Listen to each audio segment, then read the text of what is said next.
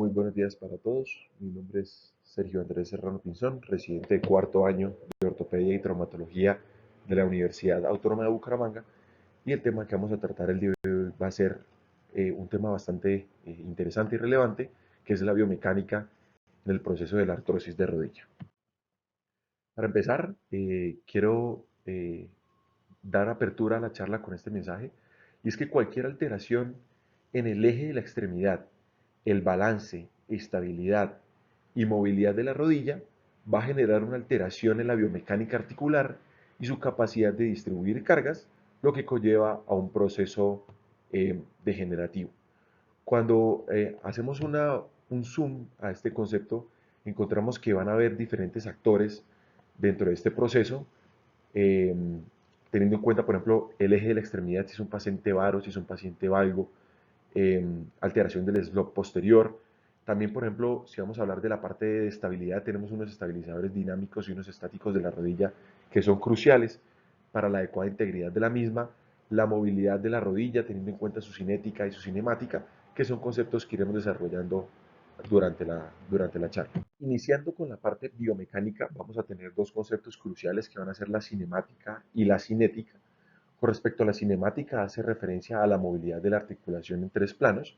El primer plano va a ser el plano sagital, con movimientos de flexoextensión, una extensión que puede llegar incluso a 0 grados o en pacientes hiperlaxos hasta 10 grados, y la flexión que puede oscilar entre los 135 y los 145 grados. El segundo rango de movilidad va a ser el movimiento rotacional, movimientos en rotación interna y externa, y esto está asociado a un concepto que se define como laxitud rotacional. Y eso quiere decir que dependiendo del grado de flexión de la rodilla, va a cambiar o no ese grado de rotación de la rodilla. Un ejemplo de esto es el mecanismo de Screwham.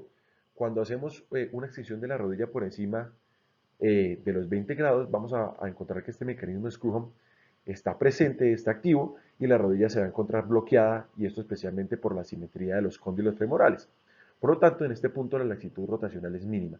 Sin embargo, cuando empezamos a hacer flexión de la rodilla entre los 30 a los 40 grados de flexión, ocurre la principal laxitud rotacional, teniendo en cuenta que podemos tener grados de 25 grados de rotación interna o incluso hasta 18 grados de rotación externa. El tercer rango de movilidad va a ser en el plano frontal, movimientos de varo o valgo, que también se van a encontrar condicionados dependiendo del grado de flexión de la rodilla.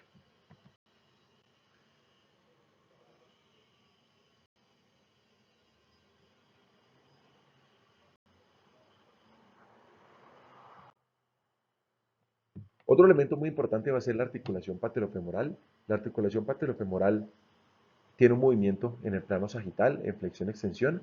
Cuando estamos en movimiento o en un punto de extensión máxima, como lo estamos viendo en esta imagen, el punto de extensión máxima, es decir, 0 grados, el polo inferior de la patela está en contacto con la cortical anterior del fémur, y en este punto las fuerzas de reacción femoral son menores. Sin embargo, después de los 30 grados de flexión, vamos a ver cómo poco a poco la patela se encarrila dentro del surco patelar, cambia en las zonas de apoyo, como lo estamos viendo en las diferentes imágenes, y aumentan las fuerzas de reacción patelofemoral.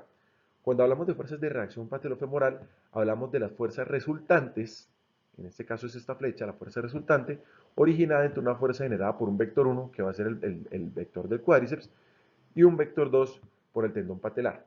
Ese vector resultante pues va a ser esta flecha que estamos viendo acá, y no es más que la fuerza que hay entre la patela y el fémur. A medida aumenta el grado de flexión, aumentan esas fuerzas de reacción patelofemoral. Con respecto a la cinética articular de la rodilla, encontramos que la cinética hace referencia al análisis dinámico y estático de los momentos y fuerzas que actúan sobre la rodilla. Entonces vamos a tener el concepto de estática, que son las fuerzas y momentos que actúan en un cuerpo en equilibrio, es decir, que la suma entre las fuerzas es cero, y el concepto de dinámica, que son las fuerzas y momentos que actúan con un cuerpo en movimiento. Tenemos que tener en cuenta que tiene que haber un adecuado balance entre las diferentes estructuras para que esa cinética dentro de la rodilla funcione de manera adecuada. Tiene que haber un adecuado balance y una estabilidad mediada por ligamentos y meniscos como estabilizadores estáticos, el músculo como un estabilizador dinámico, el cartílago y la arquitectura ósea. Aquí quiero darle una importancia al músculo, y es que el músculo es un importante absorbor de cargas. Esto quiere decir que en un paciente sarcopénico su capacidad de absorber cargas va a ser menor y podría tener implicaciones mayores a nivel articular. También vamos a hablar sobre la parte de estabilidad, ya hablamos sobre la parte biomecánica, ahora la parte de estabilidad. Tenemos unos estabilizadores dinámicos y unos estáticos, dinámicos sobre todo la parte muscular, y estáticos vamos a tener muy importantes dentro de la rodilla de los meniscos, el ligamento cruzado anterior, que es el principal restrictor de la traslación anterior de la tibia, y también funciona como un estabilizador de la rotación interna y de las fuerzas en valgo. El ligamento cruzado anterior puede incluso llegar a resistir hasta fuerzas de 2200 newtons y pues como mencionábamos en el inicio de la diapositiva es el principal restrictor de la traslación anterior de la tibia. También tenemos el ligamento cruzado posterior que resiste hasta el 85 al 100% de todas las fuerzas de traslación posterior de la tibia sobre el fémur. Está compuesto por dos haces, una anterolateral que está tenso principalmente en flexión y una posteromedial que está tenso principalmente en extensión. Así como el ligamento cruzado anterior es un estabilizador secundario de fuerzas de rotación interna y valgo, el ligamento cruzado posterior es un estabilizador secundario de aquellas fuerzas en rotación externa y en varo. También vamos a tener los ligamentos colaterales, el ligamento colateral lateral y el ligamento colateral medial, donde resisten fuerzas en varo y en valgo respectivamente. También habíamos hablado sobre los meniscos, que también son importantes restrictores de la traslación, en el caso del menisco medial, de la traslación anterior de la tibia sobre el fémur. El tercer concepto muy importante va a ser la alineación de la extremidad. La alineación de la extremidad puede medirse mediante un eje mecánico o un eje anatómico. En este caso estamos viendo cómo se traza el eje mecánico que va desde el centro de rotación de la cabeza femoral hasta el centro del tobillo y evaluamos cómo él se comporta con respecto a la rodilla. Hay un concepto muy importante que es el MAD, que significa Mechanical Axis Deviation, y es cómo se comporta ese eje mecánico con respecto al centro de la rodilla. Eso nos va a determinar si es un paciente varo o un paciente valgo o un paciente que se encuentra con alineación neutra. Esto va a ser muy importante porque la alineación de la extremidad va a generar una pauta con respecto a cómo se están produciendo las cargas a nivel de la rodilla, si son de manera homogénea, más en un compartimiento o más en el otro. Aquí tenemos algunos ejemplos. Las dos primeras imágenes vemos que son pacientes con una alineación en varo y nuestra tercera imagen una paciente del servicio con una alineación en valgo. Entonces, vamos a tener estos tres elementos que ya hablamos. Entonces, una alteración en la estabilidad mediada, ya dijimos, por estabilizadores dinámicos y estáticos, una alteración en la alineación de la extremidad y una alteración en la biomecánica en un contexto de estado proinflamatorio, pues nos va a llevar a la producción de un proceso degenerativo articular. Entonces, vamos a adentrarnos un poco más sobre la parte fisiopatológica de todo este proceso y hay que tener en cuenta dos actores claves, el cartílago hialino y el hueso subcondral. Estas dos estructuras funcionan de manera sinérgica, es decir, que cualquier implicación negativa de uno genera repercusiones negativas sobre el otro. El hueso subcondral es una estructura anisotrópica, es decir, que sus propiedades cambian dependiendo de la dirección y la magnitud de la fuerza, que tiene propiedades elásticas, es decir, que es capaz de deformarse y volver a su forma inicial, que le da la capacidad pues, a la estructura de absorber y de transmitir cargas. También tenemos el cartílago hialino, que es una estructura de material viscoelástico anisotrópico que está compuesto entre un 60 a un 70% por agua y sales inorgánicas que le brindan sus propiedades de compresión. También tenemos un 90% colágeno tipo 2 que le brinda las fuerzas tensiles y el otro por ciento pues va a estar conformado por colágeno tipo 9 y tipo 11 que van a generar una estabilización de todo el marco fibrilar que tienen las fibras de colágeno tipo 2. También vamos a tener proteoglicanos y glucosaminoglicanos que gracias a su carga negativa van a permitir la interacción y la atracción de agua para nuestra red de colágeno. El cartílago hialino está conformado por cuatro capas, una capa superficial o una capa tangencial, que esta digamos que es muy importante dentro de la fisiopatología de la artrosis de la rodilla, y es que esta capa está compuesta por fibras de colágeno con disposición paralela. Esta disposición paralela le permite disminuir al máximo el coeficiente de fricción, permitiendo una adecuada interacción entre las superficies articulares.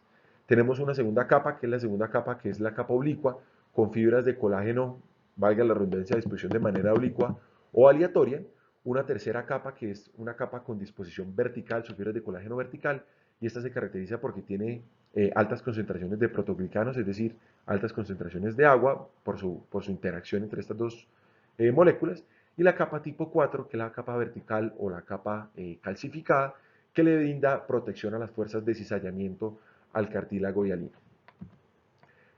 El cartílago tiene realmente tres funciones principales. La primera de ellas es disminuir el coeficiente de fricción entre superficies. Segundo, la transmisión de cargas gracias a su componente viscoelástico.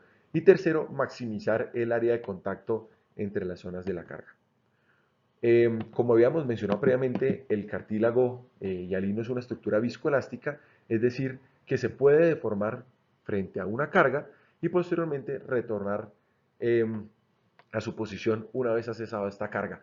Eh, digamos que es importante tener en cuenta que cuando yo ejerzo una carga sobre el cartílago hialino, el agua se desplaza hacia zonas de menor presión y cuando yo retiro la carga, el agua vuelve nuevamente a su posición inicial donde haya menos presión.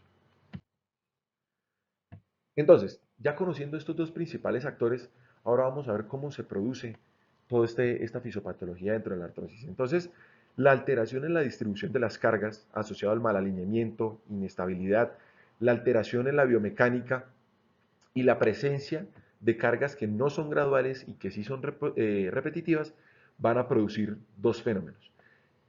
Uno, mediante la ley de Wolff, y el segundo es una regulación a la baja de la esclerostina. Entonces, cuando los osteocitos se ven sometidos a cargas no graduales repetitivas, ellos van a, digamos que van a regular a la baja o van a disminuir la producción de esclerostina. Y la esclerostina es el principal actor responsable en, digamos que en el control y en la formación ósea y en la diferenciación a osteoblastos. Por lo tanto, si yo no tengo, digamos que una adecuada concentración de esclerostina y adicionalmente veo mi hueso sometido a la ley de Wolff, pues vamos a encontrar que vamos a tener un aumento de la densidad mineral ósea, aumento del número de trabéculas, aumento del grosor de las trabéculas y el aumento de esclerosis. Para recordar, la ley de Wolff nos habla de que el hueso se remodela a partir de las cargas a las cuales está sometidas. Si yo someto mi hueso a unas cargas muy altas que no son graduales y que sí son repetitivas, pues la respuesta de él va a ser producir y producir y producir material óseo.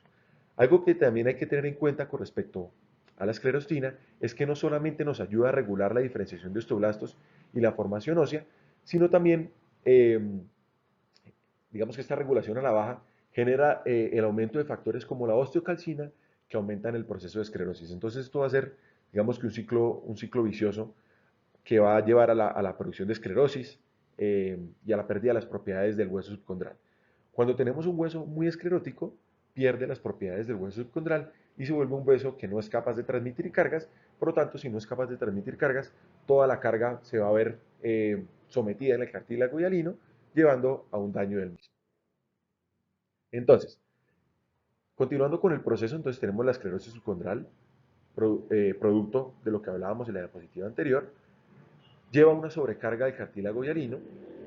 Este cartílago hialino va a entrar en un proceso catabólico con la producción de DAMS.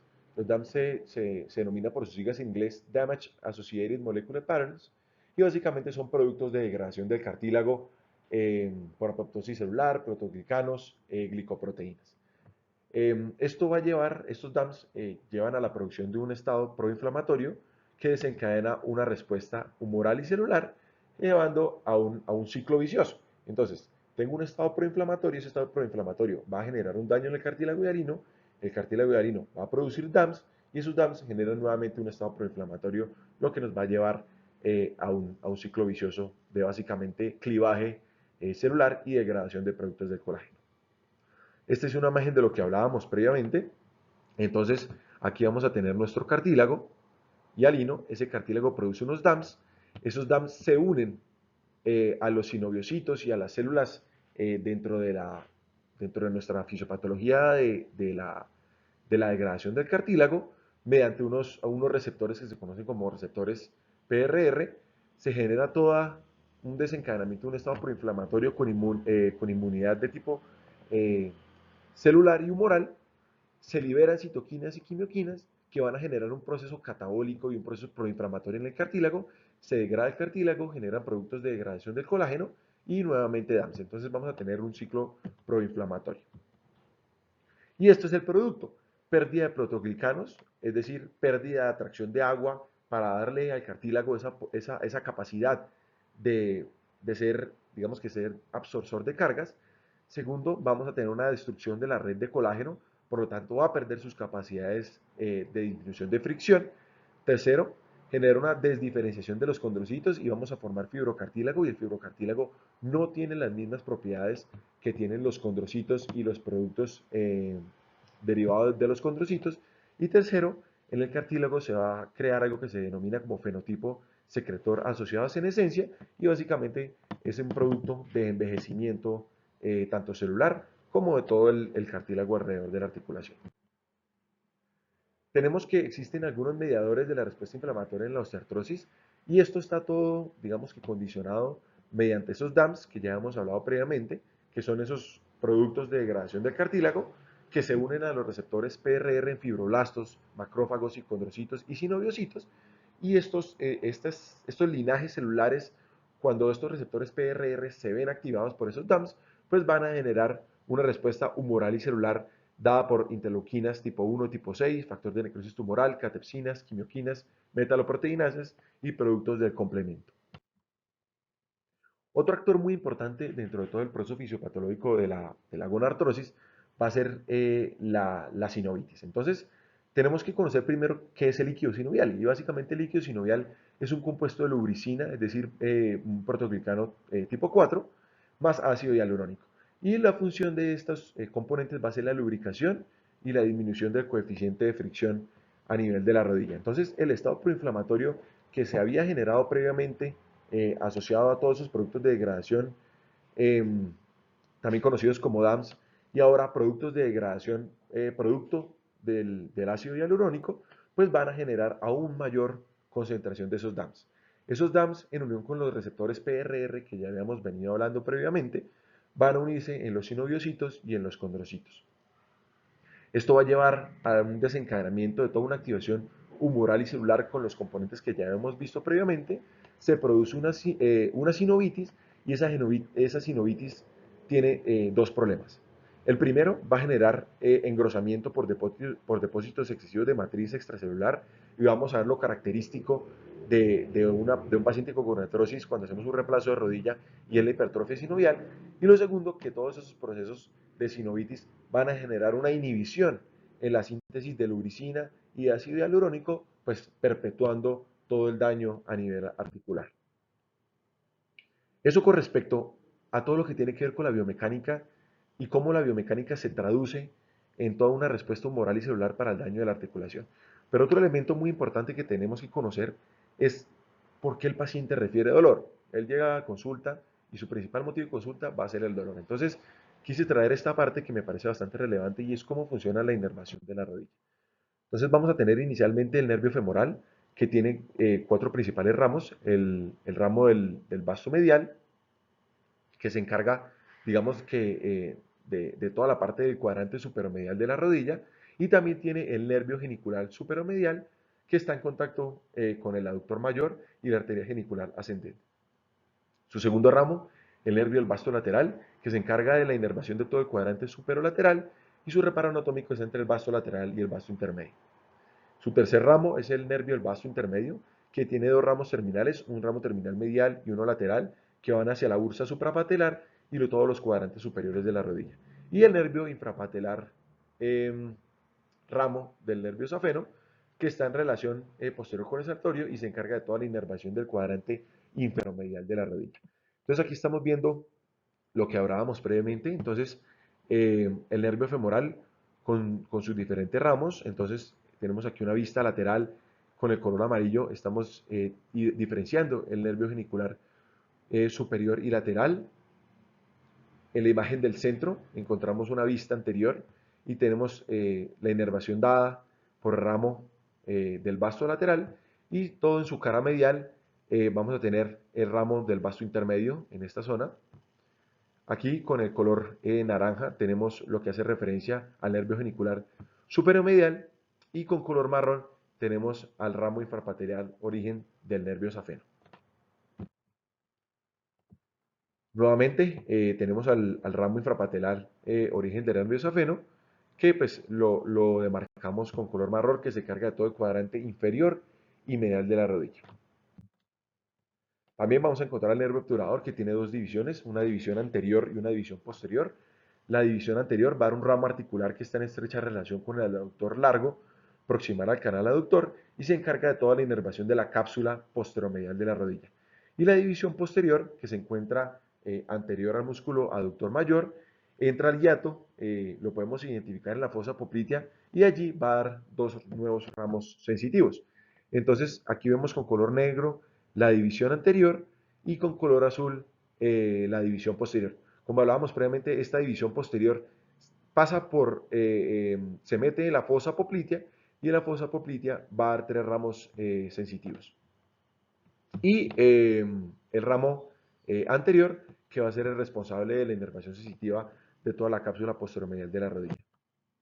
El nervio ciático tiene cuatro ramos relevantes. El primero de ellos va a ser el nervio superior lateral genicular, que está en relación con la banda iliotibial y con la arteria genicular superolateral, y va a tener dos ramos, digamos que terminales, que va a ser el ramo retinacular lateral y el ramo longitudinal descendente. También el nervio ciático pues, va a tener el nervio peroneo común, que tiene tres ramos: el ramo articular lateral, ramo articular posterior y el ramo recurrente. El nervio tibial, que tiene toda la región posterior, y va a formar el plexo popliteo, que es muy importante en la inervación de la cápsula posterior de la rodilla.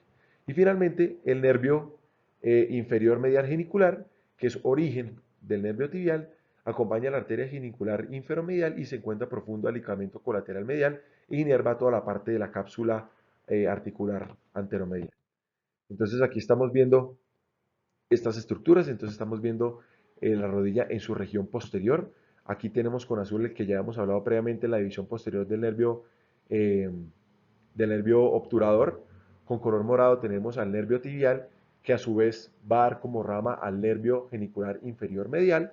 Y vamos a tener aquí el nervio peroneo común, que pues posteriormente va a dar dos de sus ramas: una rama que se queda directamente posterior en la región poplitea, y una rama que se va en conjunto con el nervio peroneo hacia la cabeza del peroné, que va a ser toda la inervación de la cara lateral de la rodilla. Adicionalmente también tenemos en esta imagen unos ramos articulares. Con el color azul tenemos el ramo recurrente del nervio fibular, y con el color agua marina el nervio genicular inferior medial. Entonces este es un resumen de la inervación de la rodilla, como lo podemos ver desde su parte anterior. Entonces encontramos que la cápsula anterior pues va a representar todo lo que está con el color azul, y la cápsula posterior todo lo que está con el color rojo. No me voy a detener en cada uno de ellos porque pues ya lo hablamos previamente, pero es un resumen de lo que vimos. Entonces, ¿qué nos vamos a llevar? Lo primero, cualquier alteración en la biomecánica, balance y alineación de la rodilla genera un proceso fisiopatológico que desencadena unos cambios degenerativos articulares. Existe una clara función sinérgica entre las estructuras intraarticulares, especialmente entre el hueso subcondral y el cartílago hialino, que cualquier daño en una de ellas repercute de manera negativa en las demás. Tercero, existen diferentes respuestas adaptativas al daño que son insuficientes para la accidencia articular. Un ejemplo claro de ello es que ante el daño y ante las cargas excesivas, mediante la ley de Wolff y la regulación a la baja de la esclerostina, yo aumento la producción digamos que de hueso, aumento la densidad mineral ósea para responder a esas grandes cargas, pero pues esto es insuficiente, ya que ese hueso muy esclerótico no tiene la capacidad de distribuir y de absorber las cargas, llevando a que el cartílago hialino sea el único que absorba cargas. Cuarto, el detalle anatómico sobre la inervación de la rodilla marca un parámetro clave a la hora de considerar un intervencionismo analgésico y conocer las vías del dolor en estos pacientes. Y por último, entonces nos vamos a un concepto que todavía da vueltas, y es si el proceso de la gonartrosis y la artrosis de la rodilla es un proceso netamente mecánico, biológico o es una combinación de ambas. Yo me diría que es una combinación de ambas cosas. Digamos que como hemos hablado previamente, toda la alteración de la parte mecánica de la rodilla va a desencadenar una alteración en todo el influjo eh, biológico de la rodilla que pues va a desencadenar en un proceso fisiopatológico final que va a ser la artrosis de rodilla. Muchas gracias para todos.